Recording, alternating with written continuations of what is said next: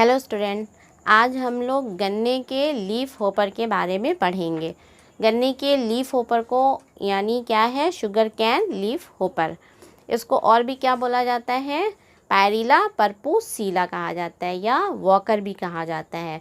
तो आज हम लोग देखेंगे गन्ने के जो पेस्ट है या पीडक हैं पायरिला पर्पुसिला की लाइफ साइकिल, उनका क्लासिफिकेशन और उनकी मॉर्फोलॉजी और कैसे उनको कंट्रोल करेंगे, ये आज हम इस लेक्चर में हम लोग देखेंगे।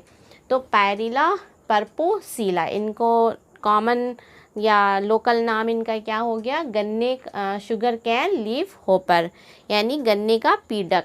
तो नाम ही आपको नाम से ही पता चल रहा है, शुगर कैन लीफ होपर यानी शुगर कैन यानी किस फसल पे ये ज़्यादा डैमेज करेगा, किस फसल को नुकसान पहुंचाता है, किस पे पाया जाता है, गन्ने की फसल पे पाया जाता है। तो शुगर कैन लीफ होपर जो है, ये अगर इनके डिस्ट्रीब्यूशन की बात करें तो ये पूरे भारत में पाया जाता है। स्पेशल जो है ये कहाँ कहाँ, उत्तर प्रदेश, मध्य प्रदेश, महाराष्ट्र में गन्ने की फसल को बहुत ज़्यादा नुकसान पहुँचाता है। अब इन जो उत्तर प्रदेश, महाराष्ट्र, इसके अलावा भी जो है उत्तर प्रदेश में भी कुछ ज़िले ऐसे हैं जहाँ पे ये बहुत ज़्यादा ही एक्टिव होता है और वहाँ की फसल को पूरा बर्बाद कर देता है। तो जैसे उत्तर प्रदेश में मेरठ, मुजफ्फरनगर और सहारनपुर ज़िले में ये बहुत ज़्यादा काफ़ी एक्टिव होता है और उनकी फसल को नुकसान पहुँचा देता है। अब अगर इनके क्लासिफिकेशन की बात करें तो ये क्या है, इंसेक्ट है। तो जितने भी इंसेक्ट होते हैं वो किस में रखे गए हैं, सभी इंसेक्ट जो हैं वो आर्थ्रोपोडा में रखे जाते हैं। तो फाइलम इनका क्या हो गया, आर्थ्रोपोडा हो गया, और क्लास क्या हो गया, इंसेक्टा हो गया। तो इनके क्लासिफिकेशन के बारे में हम लोग पढ़ लें तो किस फाइलम में रखा गया है, ये phylum Arthropoda, class Insecta, order Hemiptera, family Fulgoridae, genus Pyrilla और स्पीसीज क्या हो जाएगी, पर्पुसिला। तो इनका ये क्लासिफिकेशन हो गया, क्या क्या हो गया, phylum Arthropoda, class Insecta, order Hemiptera, family Fulgoridae, genus Pyrilla और स्पीसीज पर्पुसिला हो गया। अब इनकी मॉर्फोलॉजी की अगर बात करें तो ये कीड़ा कैसे होता है, कितना बड़ा होता है और किस कलर का होता है। तो जो एडल्ट कीट है वो कैसा होता है, पीले रंग का, ठीक है, हल्का पीला रंग का, और 8 से 10 mm लंबे होते हैं। ये आप यहाँ पे डायग्राम में देख रहे हैं, ये क्या है, एडल्ट कीट है। ये किस कलर का होता है, हल्के पीले रंग का होता है और 8 से 10 मिलीमीटर लंबे होते हैं। और इनका जो हेड होता है वो लंबा होकर स्नाउट के रूप में निकला होता है, जिसे रोस्ट्रम भी बोलते हैं। तो हेड कैसा हो गया, लंबा स्नाउट के रूप में निकला रहता है, यानी रोस्ट्रम की तरह निकला रहता है। आंखें जो हैं वो कैसी होती हैं, लाल होती हैं, और इनमें जो है सफ़ेद भूरे रंग के एक जोड़ी एनल प्रोसेस पाए जाते हैं जो मोम से ढके रहते हैं, जो इनको उड़ने में या खसकने में हेल्प करते हैं। तो एडल्ट में क्या है, एक जोड़ी इसके नीचे क्या हो जाएंगे, एनल प्रोसेस पाए जाएंगे जो मोम से ढके होते हैं, जो इनके उड़ने में या खसकने में, ऊपर नीचे खसकने में इनको हेल्प करते हैं। अब इनकी अगर लाइफ साइकिल की बात करें तो ये लाइफ साइकिल पूरे वर्ष जो है इनका जनन होता है। तो लाइफ साइकिल के बारे में देख लीजिए, ये जो है पूरे वर्ष जनन करते हैं। गर्मियों में कब इन शुरुआत होती है, यानी इनके जनन की अप्रैल से मई में, यानी अप्रैल मई में ये बहुत जो इनकी फ़ीमेल है वो अंडे देना शुरू कर देती है। तो अप्रैल मई में मादा जो कीट है यानी एडल्ट जो कीट है वो गन्ने की पत्तियों पे निचली सतह पे, गन्ने की पत्तियों की निचली सतह पे 300 से 500 अंडे देती है। और ये अंडे जो हैं वो कैसे होते हैं, एक रो के रूप में, यानी 35 से 40 की रो लाइन रहती है और इस तरह से 5-6 लाइन रहेंगी, एक कतार के रूप में देंगी। अब ये जो अंडे हैं वो सर्दियों में अक्टूबर से नवंबर में दिए जाते हैं, 2 सीज़न में दिए गए। जैसे पूरे साल भर ये जनन करते हैं तो 2-2 महीने की इनकी लाइफ साइकिल होती है। तो एक महीना जो स्टार्टिंग का हो रहा है वो क्या, जैसे गर्मियों के सीज़न में अगर वो स्टार्ट कर रहे हैं इनकी लाइफ साइकिल, तो वो अप्रैल मई में इनके कीट जो हैं अंडे देना शुरू करेंगी। तो कहाँ देंगी, पत्तियों की वेंट्रल सतह पे देंगी। 300 से 500 अंडे देती हैं। अब जब सर्दियों का सीज़न होगा, यानी सर्दियों में जब ये जो जनन कर रही हैं, तब कब स्टार्ट होगा, अक्टूबर से नवंबर में। तो अक्टूबर से नवंबर में अंडे देंगी और ये जो लीफ है उसकी सीध पे देती हैं, यानी लीफ के सीध की निचली सतह पे देती हैं। अब अंडे कैसे होते हैं, क्या अंडे जो हैं वो चमकीले और सफ़ेद पीले, हल्के पीले, यानी चमकीले और सफ़ेद पीले या हरे, हल्के हरे रंग, पीले हरे रंग के होते हैं। अंडों के जो समूह हैं वो कैसे हो, 30 और 50 की एक लाइन, यानी अंडों के समूह 30 से 50 की कतार बना लेते हैं और वो 3-4 लाइनें जो होती हैं, लगभग 300 से 500 अंडों का झुंड हो जाता है।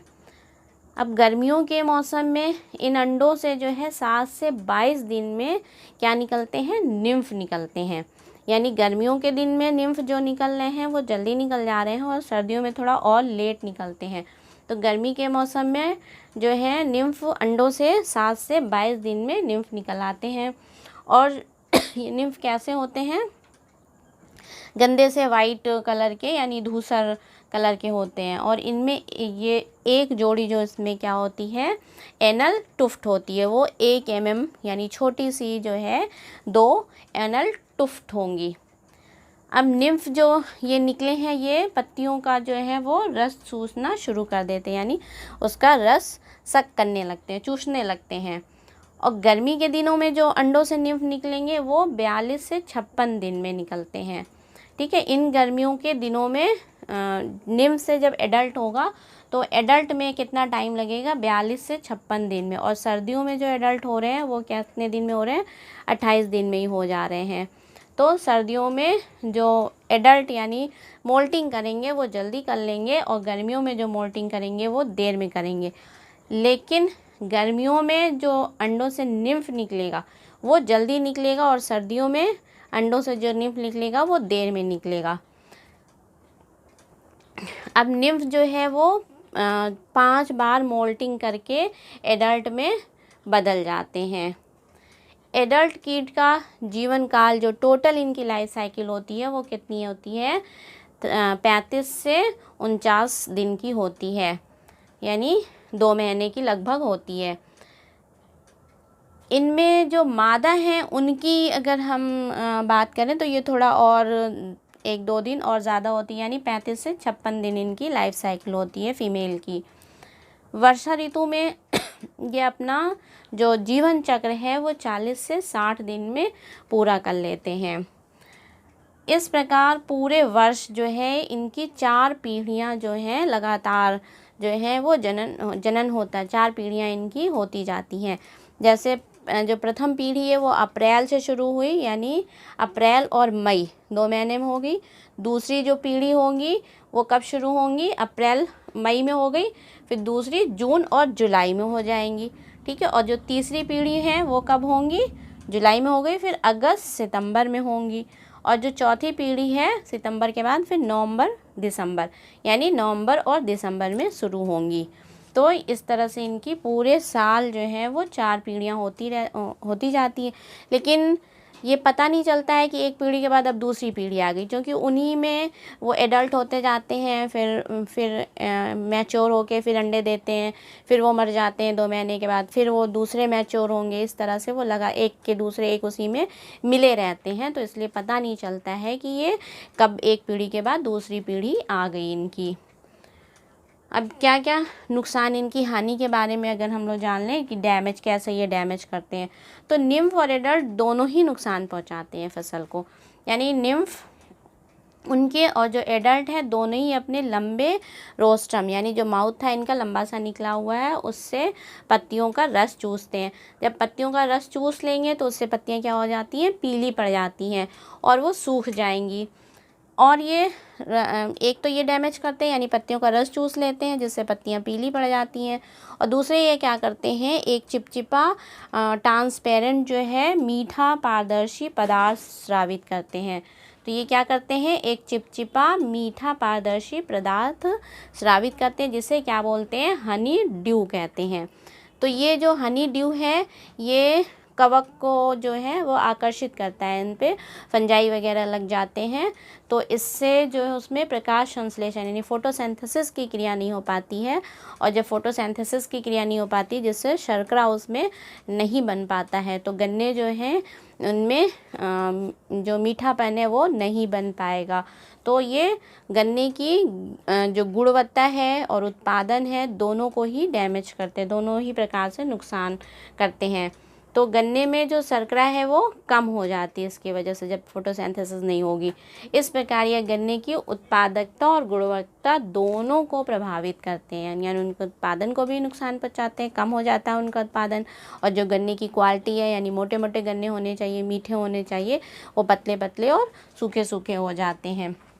अब इनको हम कंट्रोल कैसे करेंगे, कंट्रोल के बारे में अगर हम देखें तो कंट्रोल करने के लिए क्या करना चाहिए कि अंडों को समूहों को एकत्र करके सब इकट्ठा कर लिया, उनको जला दें, या फेनिल जो है फेनिल का छिड़काव करना चाहिए, फेनिल का छिड़काव करना चाहिए।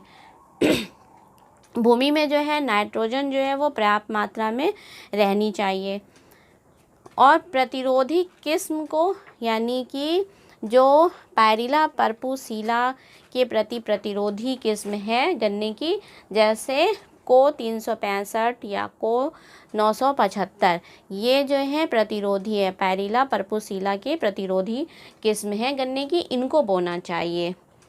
और क्या क्या कर सकते हैं आप, 0.25% इंडोसल्फान या 0.25% फेनिट्रोथियोन का छिड़काव करना चाहिए। तो इंडोसल्फान या फेनिट्रोथियोन जो है वो 0.25% का छिड़काव करना चाहिए गन्ने की फसल पे। और भी क्या आप कंट्रोल के लिए क्या कर सकते हैं, 0.25 से 0.35% जो है एग्रोसीड पाउडर एक आता है, एग्रोसीड पाउडर, इसे 100 से 250 लीटर पानी में घोलकर प्रति एकड़ यानी प्रति एकड़ के हिसाब फसल के हिसाब से वो स्प्रे करना चाहिए फसल पे। तो ये तो इनका कंट्रोल हो गया। अब इनकी लाइफ साइकिल आप देख लीजिए फिगर से तो और क्लियर हो जाएगा। ये एडल्ट जो है पायरिला पर्पुसिला है, इनका जो हेड है वो कैसा होता है, आगे स्नाउट के रूप में आगे निकला होता है, ये आगे स्नाउट के रूप में निकला हुआ होता है। इन पे रेड कलर की आंखें होती हैं और 3 जोड़ी जो है वो लेग्स होते हैं जो जॉइंट अपेंडेजेस होते हैं, और इन पे जो विंग्स के नीचे साइड जो है एब्डोमिनल में जो है एक जोड़ी क्या होगी, एनल प्रोसेस होगी जो मोम से ढकी होंगी। निम्फ जो है अप्रैल से मई के मंथ में क्या करते हैं, गन्ने की जो पत्ती है उसके निचली सतह पे अंडे देते हैं, और अंडे कितने दिए जाएंगे, 300 से 500 तक अंडे देते हैं। ये अंडे जो हैं जो 30 से 50 तक की रो में इस तरह 3-4 जो रो लगी रहती हैं। तो ये इनके अंडे कैसे हो गए, ये हरे होते हैं, चमकदार होते हैं और हल्के पीले कलर के होते हैं। इन अंडों से जो है क्या निकलेंगे, निम्फ निकलते हैं। 7 से 22 दिन में जो है निम्फ निकलेंगे। कब, अप्रैल गर्मियों के सीज़न में। लेकिन अगर सर्दियों का सीज़न है तो निम्फ थोड़ा और लेट निकलते हैं, यानी 22 दिन से ज़्यादा टाइम लग जाता है। निम्फ में भी जो हेड होता है वो कैसा, आगे स्नाउट की तरह निकला रहेगा, और निम्फ में क्या होती हैं, एक जोड़ी एनल टुफ्ट, ये जो क्या है, एनल टुफ्ट है, तो एक जोड़ी एनल टुफ्ट लगी रहती है। इसके बाद निम्फ भी रस चूसना शुरू कर देती है, पत्तियों का जो है वो रस चूसने लगते हैं, और निम्फ जो है रस चूस के 5 बार मोल्टिंग करती है, यानी 5 बार मोल्टिंग करने के बाद वो एडल्ट बन जाती है। तो 5 बार मोल्टिंग करने में इनको कितना टाइम लग रहा है, 40 से 60 दिन का टाइम लगता है। इसको मोल्टिंग करके ये एडल्ट हो जाते हैं, फिर वो एडल्ट फिर जो है वो अंडे देना शुरू कर देते हैं पत्तियों पे। इस तरह से इनकी लाइफ साइकिल एक के बाद जो है वो पूरे साल इस तरह से जनन करते रहते हैं। तो ये तो था पैरिला पर्पुसिला का जीवन चक्र। Thank you.